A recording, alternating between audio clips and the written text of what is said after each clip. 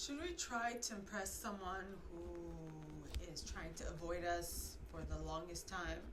Hello, and welcome to today's Weekend Insight. And today I picked up on a situation where someone is trying to impress someone, right? And it's been a very long time since this person is saying no or is not showing any interest. And I feel like I know in my situation, this is something that happened to me as well. I feel like if I did impress this person, which probably did, but if it went farther than just impressing them, I feel like it would not have worked out. And it might have crumbled, right? So, now,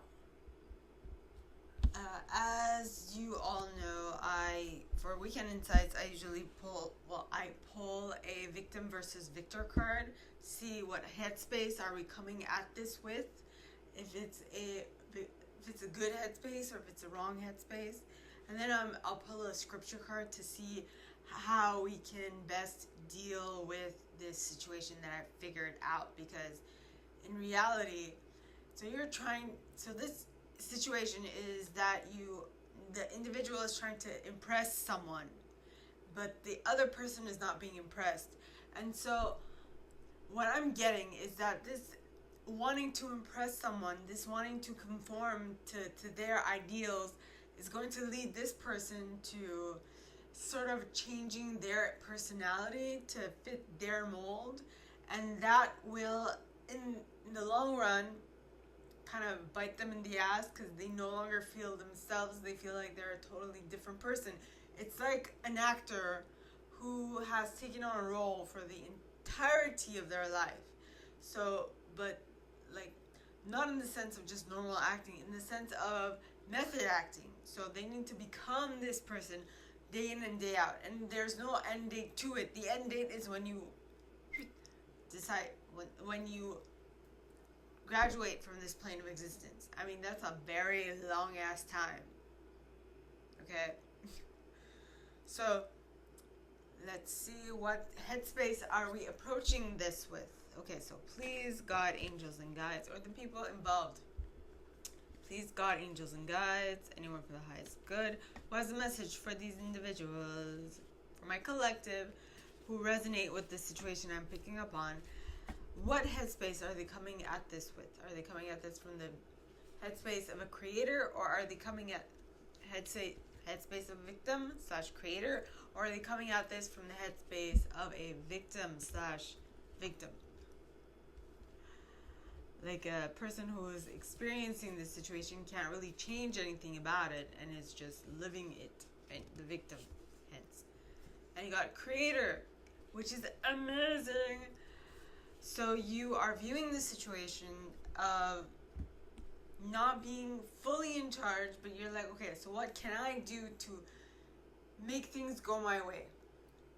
Which is the right headspace to have. Now, I just would like for you guys to make sure that you're not changing yourself too much to become what this person wants, because maybe later on down the road it might not actually work out as you would have hoped. So I'm saying yes, okay, work on it, but if it doesn't really pan out as you would hope, I would suggest you just move on to something else, which I understand can be difficult, especially if it's been a while that you've been on this. You've been meaning to work with this person or meaning to get this person's interest. There we have it.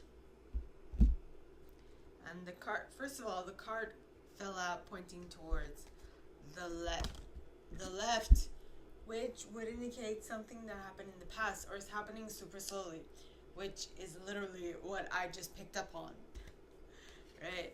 So this card is John, book 1, verse 17, right? And the card says, For the law was given through Moses. Grace and truth came through Jesus Christ.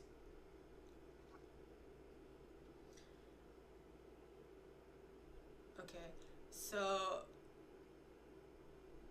in this situation, what I'm getting is that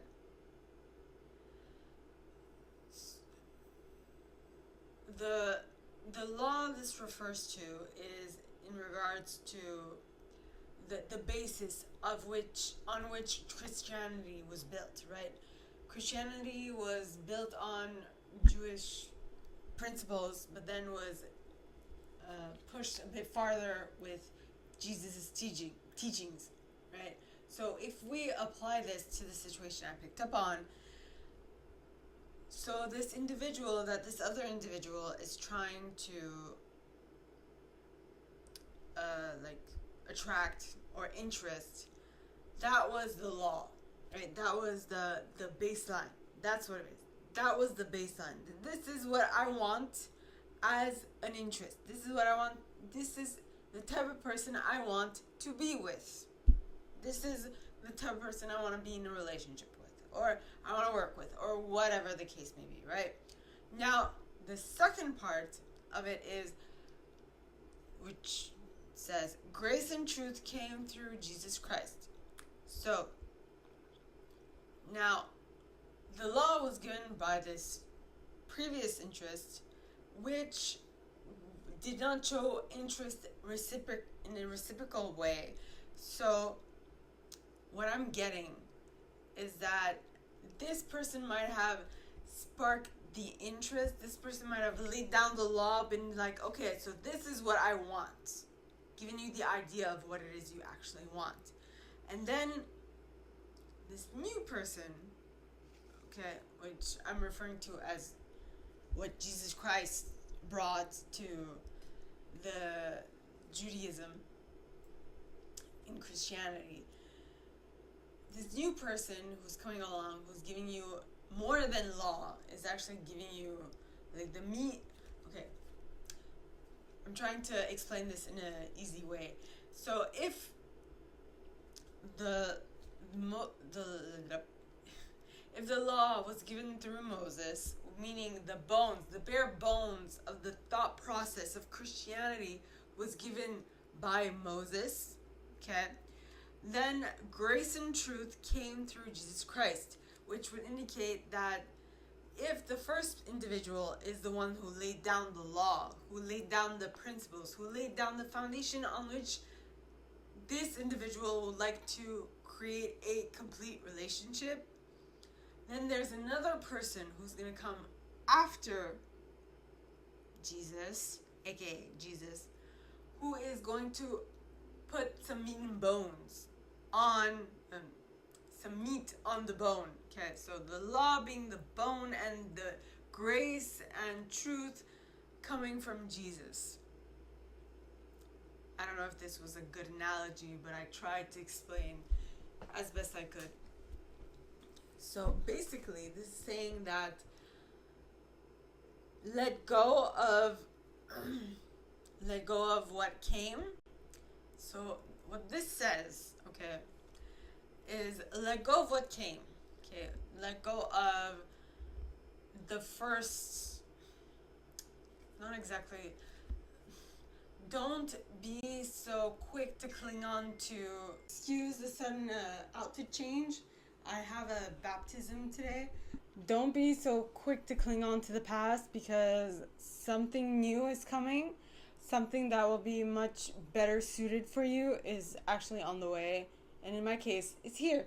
So don't cling on to the past, because a better version of what you were having is on the way. And as I was referring back to the individual who is stuck on something that cannot let it go, it actually sometimes would be better if they let it go sooner, because before they let go of the old, the new one is going to come, and they're going to want to jump ship, but it's going to be harder for them because they're so used to the old, and they want to cling on to the old, and they want to stick with the old, that now the new is going to feel very, very, very out of, like, something that they're not used to enough, so they are going to have to change their whole thought patterns and processes and all those things, and you need to be able to like jump ship quickly in this case. So what I want you guys to think about is, are you clinging on to something a bit too tightly? Ponder that.